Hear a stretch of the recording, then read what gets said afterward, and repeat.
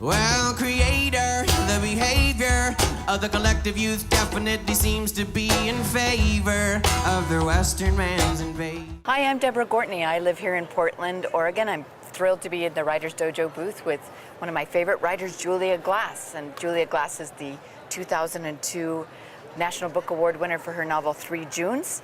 We're just going to chat, and so good to be here with you, Julia. It's great to be here with you.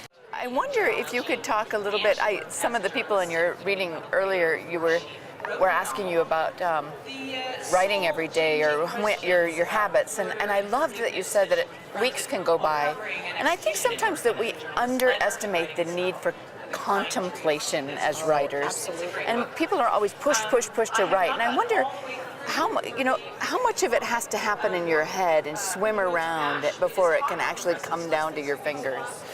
I think the lion's share of writing, at least of fiction writing, takes place inside your head. Mm-hmm. I like to think of it as marinating in your imagination. Yes. And I think that there are so many intrusions on our mental privacy these days. I mean, this is hardly an original thought, but I don't have an iPod. As you've seen, I'm incapable of using my cell phone because I use it so seldom. It's very important for me to know that I have stretches of time, ideally every day, when I am walking around in the world daydreaming, essentially. And that's when my most important decisions, all the aha moments of making choices on behalf of my characters, when all those things take place. And then I go back and download it all onto the computer. But that tends to take place in sprints of 2 or 3 weeks.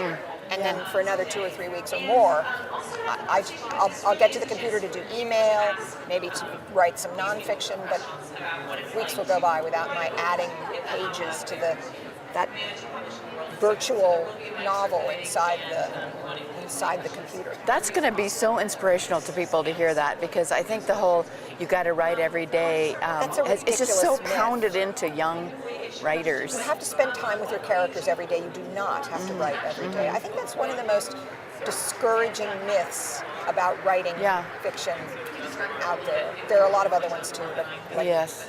You have to write what you know. Right. You can't write in first person Right. until you really experience it. Yeah, that's right. When I teach a fiction workshop, I begin by handing out a fun article I found in Poets and Writers magazine about 10 myths about writing. Oh, great.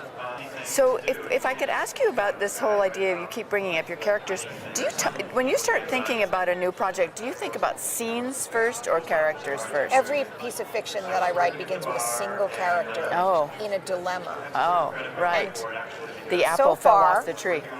Right. Or the cat fell out of the tree. But it's actually the character. Who is this person? Somebody visits me. Yes. You know, I don't want to make it sound too hokey because I'm not very woo-woo, and I'm not a believer that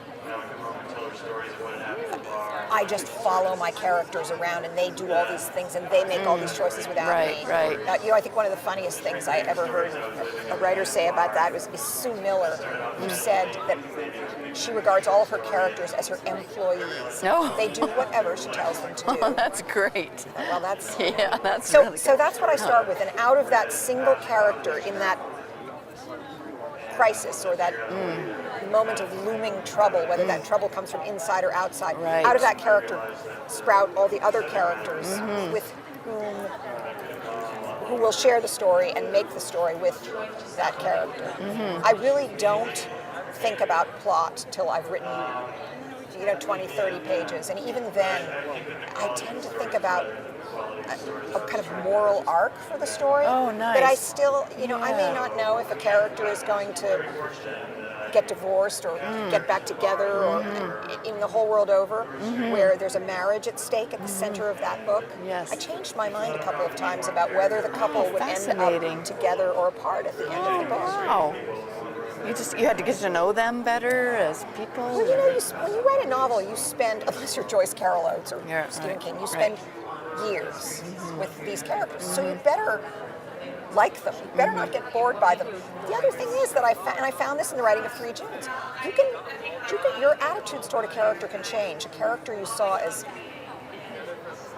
a good character with a capital G will develop deeper and deeper flaws, and a character that you introduced for some agitating purpose. Right. There's this French sister-in-law Oh, named yes. Veronique. Oh, yes. I introduced her because I thought, well, everybody in this novel is so nice. I need somebody who's not so nice, and I needed a foil bosses around. for the hero feminine. Yes. But you know, by the time I finished writing that book, I actually really admired her. Me and too. I had begun to see her role in the marriage that she has Yes. as I saw her as a very strong woman who Yeah. holds together the life of this lovable but daffy husband. Right, that she Dennis meets her, has. Denis.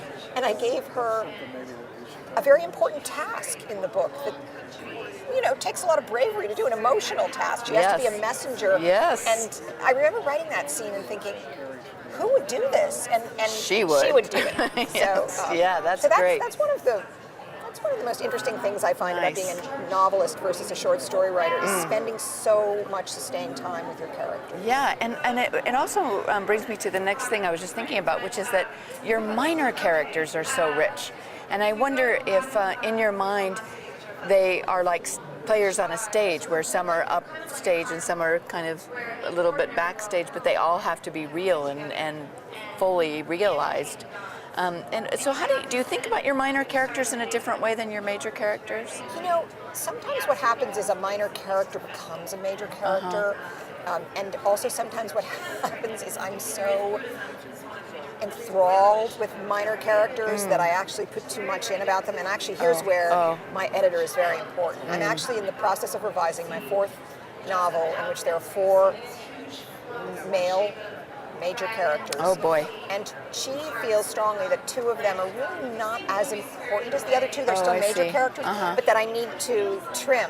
And I think she's right. I mean, it's my decision, but I think she's right, and I think I got so carried away with them. Oh. It's kind of like, do you know when you have a crush on a boy? I mean, Yes. you remember that? I sort of remember That's all that. you want to do is talk Yeah, about that right, boy. right. And people are like, okay, enough about him. Right. And sometimes I'm that way with characters. I become so involved with characters who really shouldn't have that much oxygen. Because it is like a play, and you have to block the characters correctly. And a lot of that happens in revision, where I you bet. make decisions to cut these stories about a particular character and then to deepen the history of another character.